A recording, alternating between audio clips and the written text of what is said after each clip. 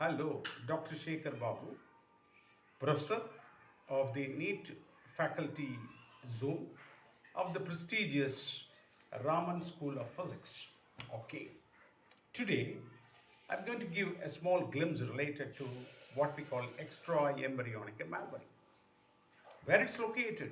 It is located in the uterus of the female, means pregnant women, right? Why we give that much importance for this topic? A small glimpse on that. Because if there is any impairment or problem occurs in this membrane, it reflects on the fatality of the fetus. Right? So that much of important membranes. Okay. Where it's located? It's located surrounding the fetus. Exact location is uterus of the female pregnant women. Right. How many membranes are there? Yeah, there are four membranes are there.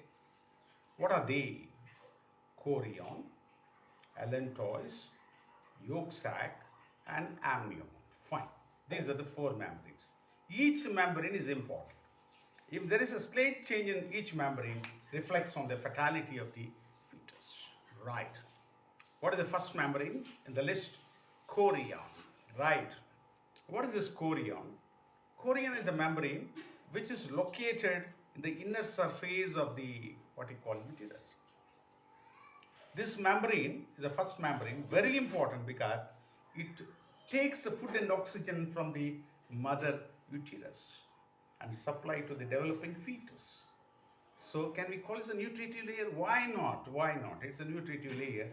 Collect the food and oxygen from the what we call the pregnant woman uterus and supply to the developing fetus. So quite important area. This is called chorion. Can we go a little above? The chorion, how it nourishes, takes the food material. It takes the food material by special finger-shaped projections called as villi. We call this villi as chorionic villi. Through chorionic villi, this membrane collects food and oxygen, immunoglobulin, everything and supply to the fetus. Fine. First layer is over. Coming to the second layer, in the list I am taking the fourth one. That's called amnion. What is amnion? This is a second layer present exclusively surrounding the fetus. Right. Well, then what should be the role then? The role is to protect the embryo or the fetus.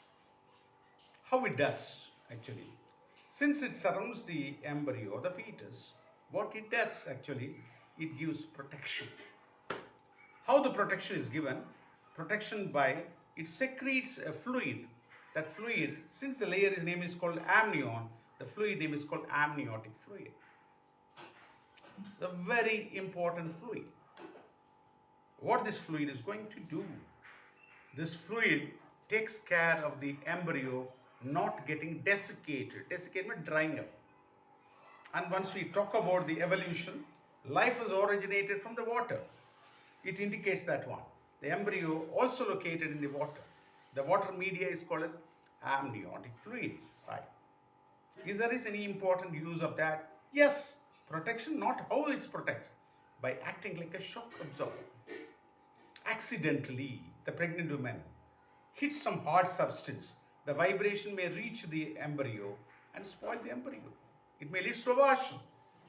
That can be prevented by this liquid layer. Act like a liquid cushion or a shock absorber, this amniotic fluid. Fine. Any other important use of this fluid? Yes, very, very important area, this fluid. The pregnant woman, the fluid will have certain cells by which we can able to understand the cell composition or genetical or chromosomal composition of the, what we call it as the fetus. How? They take using a small syringe, thin needle, push it inside the uterus and draw a small quantity of amniotic fluid. When you receive this amniotic fluid, you give it for cytological screening, cytogenetical screening. When we give the cytogenetical screening, we can identify whether the fetus is going to become male or female. But legally it's not, ethical is not permitted, medical ethics.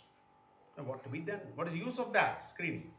The use of the screening, they permitted us, we can able to identify the genetical diseases. A lot of genetical diseases are there and chromosomal diseases are there. So when we analyze this fluid, we can come to some conclusion what will be the probable chance of getting a genetical disease by the fetus. Those days what we were doing, the fetus is delivered as baby. If they have genetical abnormality, they leave it as it is. Now the science is quite advanced. What they do, they're using a technique called as genetical engineering, the field of biomedical engineering, genetical engineering. They can able to do some correction in the genetical sequence, so the baby will not have the disease before delivery. Right. This is one advantage in the amniotic fluid screen. What are the other two membranes? Very simple. Two membranes are there. What is membrane? The third membrane is called yolk sac. What is this yolk sac? We already said the mother gives food and oxygen in the form of blood circulation. The blood circulation, mother's blood circulation reaches only to some extent. Afterwards, fetus has to collect the food and oxygen through their circulation called as fetal circulation. Fine. How fetal circulation take place? This is a quite important question to be answered. Because fetus doesn't have what we call bones. We know that bone marrow only produces the RBC, WBC platelet. If that is the case, how the fetus will circulate the blood? They don't have blood cell producing center. Then what did they have to do? Now they have a special bag has been given by the nature. What is this bag? We call this bag as yolk sac. What is it called? Yolk sac. What this bag is going to do, it produces fetal bloods. This is called RBC, WBT, blood. Everything is produced by that, which will be mimicking the job of the bone marrow. Right. How long it can produce this bag? Until the delivery. When the bones have been formed in the fetus, that job is taken care by the bone marrow. Till then, who takes care of the blood cell production or blood production in the fetus? By this third bag. What is that bag name? Yolk sac. Can we call this bag as a special name called as fetal, hemopoietic organ? Hemo means blood cell producing center. Yes. Which is blood cell producing center for the elderly people? That's bone marrow. Which is the area for the fetus? That is called yolk sac. The third membrane is over. The fourth and the last membrane. What is membrane? We call this membrane as allantois. Okay. What this membrane is going to do? This membrane joins with the first membrane, what I said is called chorion, and forms a small tube-like structure. This tube-like structure, we call it as umbilical cord. What is the umbilical cord is going to do? Collect the blood vessels of the mother and the fetus. That's called umbilical cord. It's a transporting tube which will transport food and oxygen from the mother to the fetus.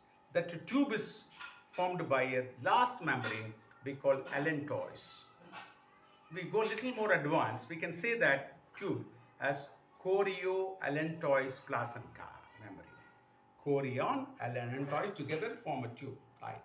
That's about umbilical cord. So we discussed about the four membranes. A very important topic that is. Fine. What are the membranes? Chorion, amnion, allantois, and yolk sac. I think it should be quite interesting topic. Thank you very much for patient hearing. Thank you. This is once again Dr. Shekhar Babu, lead faculty from Raman School of Physics. Thank you very much.